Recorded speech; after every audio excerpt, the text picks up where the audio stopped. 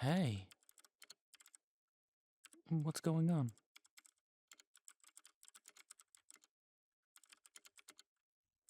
Well, it's kind of late.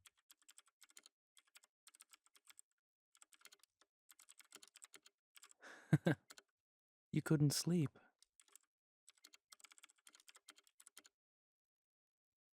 Oh, oh, babe, I'm sorry. Yeah, I have to get this done before tomorrow. I need to put this whole piece together, and I'm kind of behind on it. So, I'm just trying to get through everything.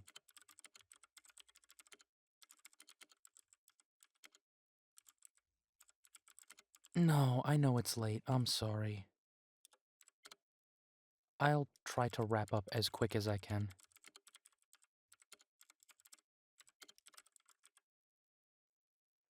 Why don't you go back to bed? I'll be there before you know it.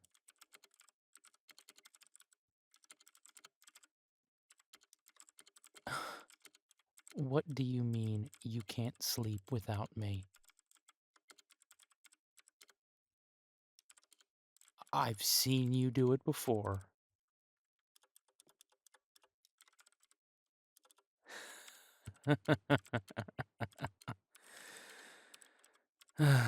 Okay, okay.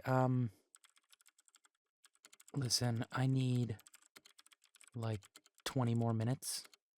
Maybe just a touch more. Is that okay?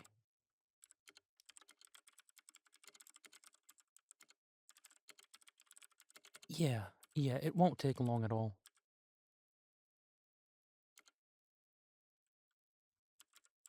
What am I working on? I'm doing a write up for a piece regarding Echo and Narcissus. Yeah, Echo and Narcissus, the Greek myth.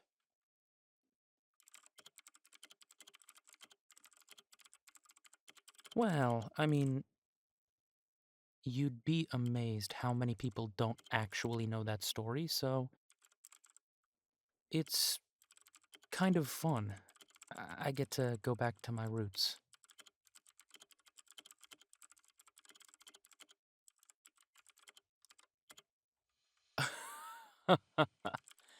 Listening to me talk about mythology makes you sleepy? Really? Wow.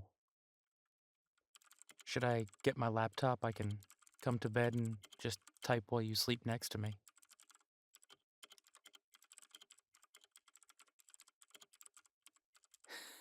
That's fair. Then I'd just stay up all night.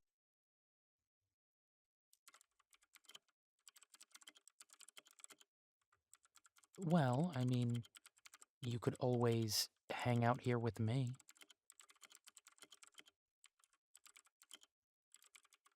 Yeah, I mean it. The chaise lounge is here. You could just relax on that. You could read a book if you want. I'll just type away and be done before you know it.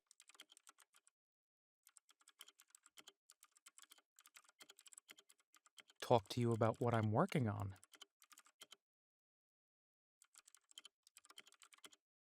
Okay, I can do that.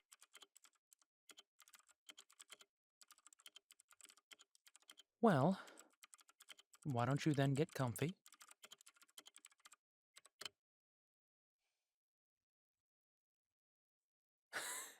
Yes, including the blanket. I'm good with it. If I have to, I'll carry you to bed, don't worry.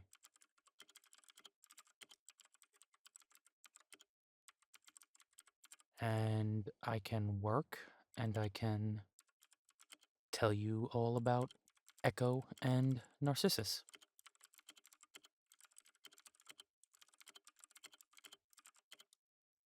Yeah, of course.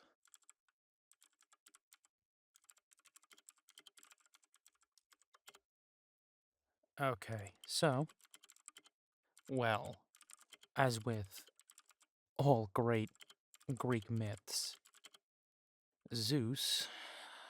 Zeus was being Zeus.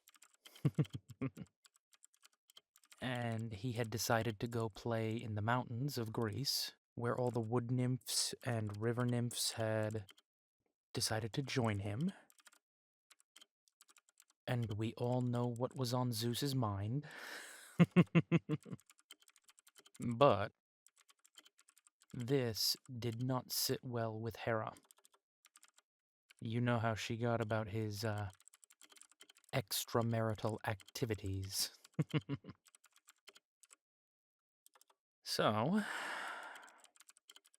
she decided to follow him one day. And she passed by the waterfalls where they would all swim together and the beautiful green fields where they would, well, let's call it romp and play together.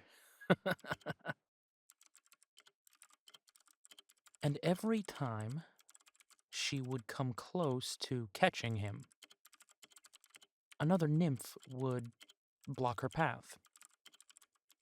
The same one, each and every time.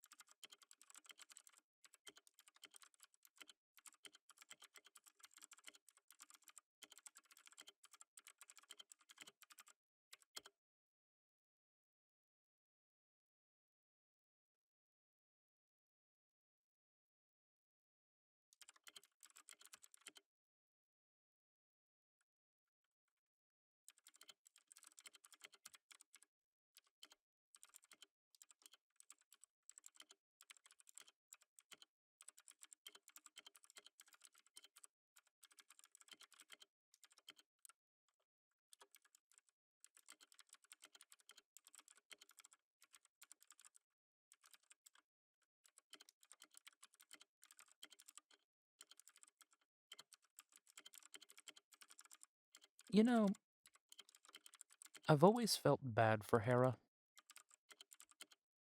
I mean, for starters, Zeus is just sitting there cheating on her all the time. He's her brother on top of everything else, so you know. And she gets such a bad rap in the mythology. I mean, one of the first 6 Olympians,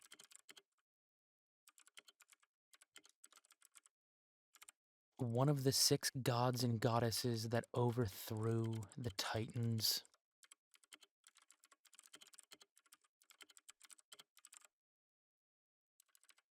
Some say, depending on which myth you're reading, that the Titanomachy would not even have been won were it not for Hera. Effectively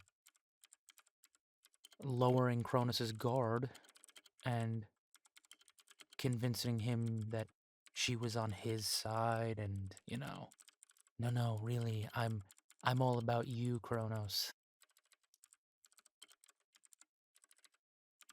The Titans could have been the last of the dynasties. But, of course, Zeus was able to free his siblings. They won against the Titans. And Hera ends up marrying her brother, who consistently cheats on her every chance he gets. I'm telling you, I just think Hera gets a raw deal.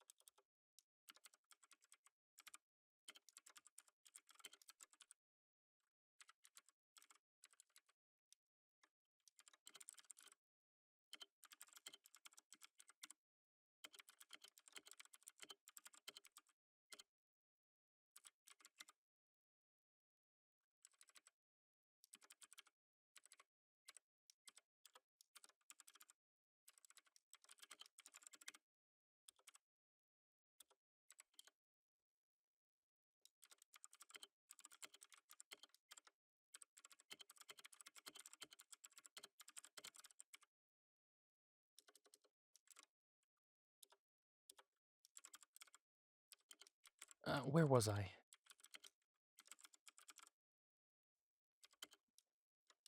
So, every time that Hera comes close to catching Zeus, a nymph blocks her path, named Echo. And Echo was perfectly pleasant and charming. She spoke with Hera, made her laugh. They would end up sitting together. But really, Echo was doing whatever she could to stall Hera so that Zeus could escape with his friends. There's an old saying in mythology, never cross a goddess. And boy, did Echo learn that one.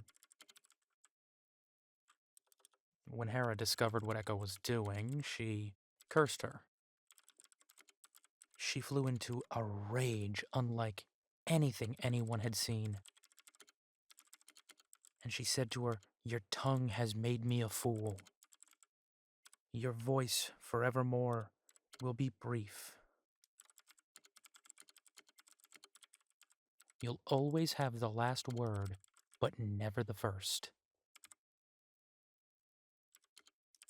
Of course, that meant that Echo could no longer speak, only repeat the last few lines.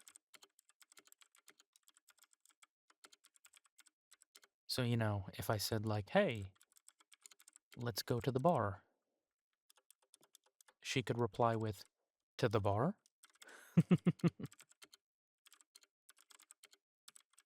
That's an absolutely terrible curse. I couldn't imagine not being able to speak. At least, I couldn't imagine having to just repeat.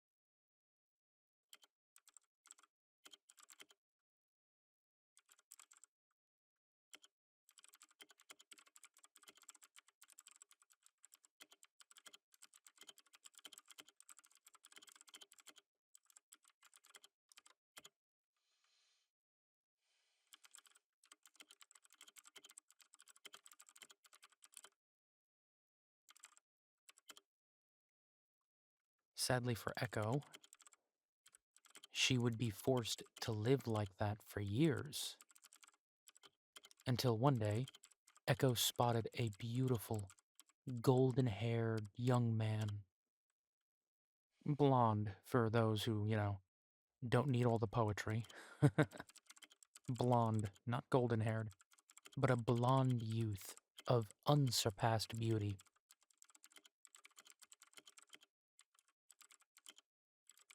Remind you of anyone?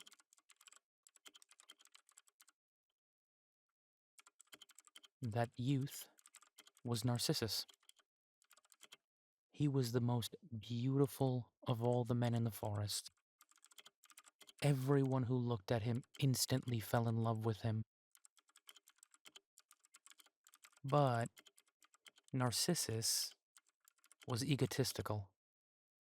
He was vain. Most of all, he was conceited. No one was ever good enough for Narcissus.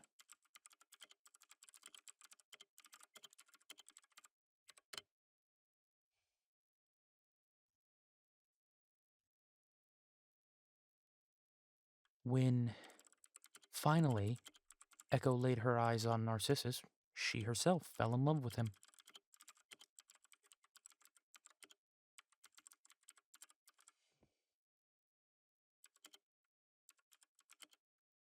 she would follow him around the woods, just looking from a distance, her heart growing more and more with longing, until finally one day, he heard something in the bushes and called out, "Who's here?" Echo, only being able to echo, responded with, "Here."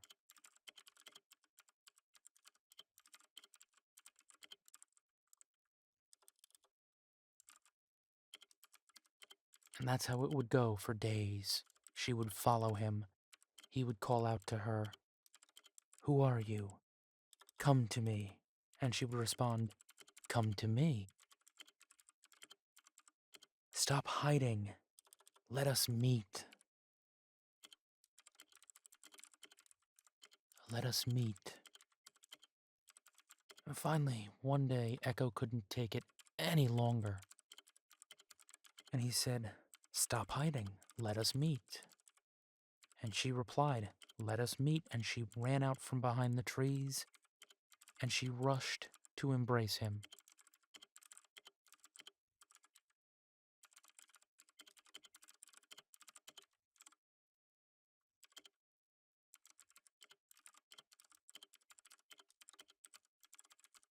But, again, Narcissus, being vain, shouted back, "Leave me alone. I'd rather die than let you love me." And all that Echo could respond was, "Love me, love me."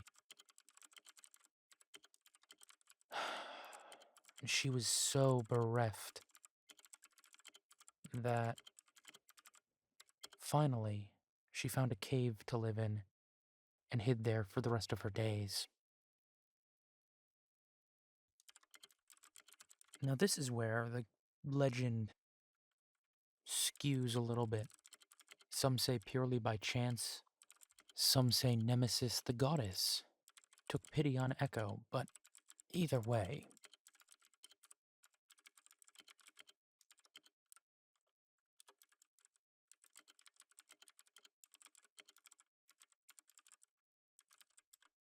Narcissus came across a pool of perfect water that was silver like a mirror.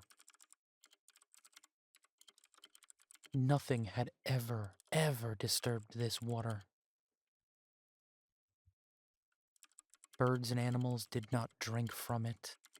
Leaves didn't fall into the pool. Nothing. Narcissus, being tired from hunting all day and, probably loving himself, laid down at the pool's edge and leaned over to take a drink. Unfortunately for him, that's when he saw his own reflection. He looked and he saw himself, and he was so enraptured by himself that he could do nothing but look at his own reflection.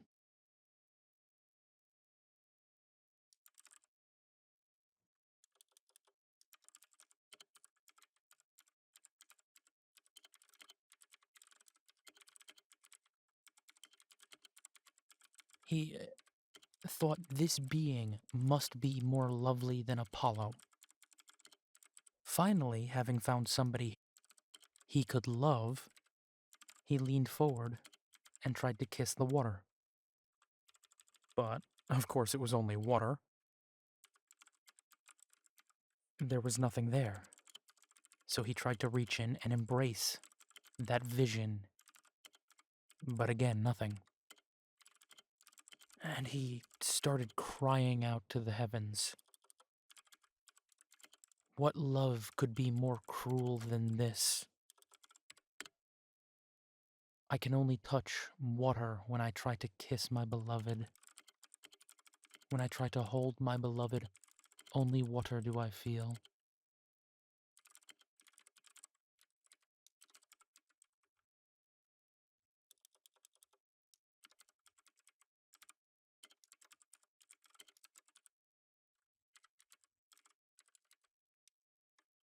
He tried so hard, but could never reach his own reflection.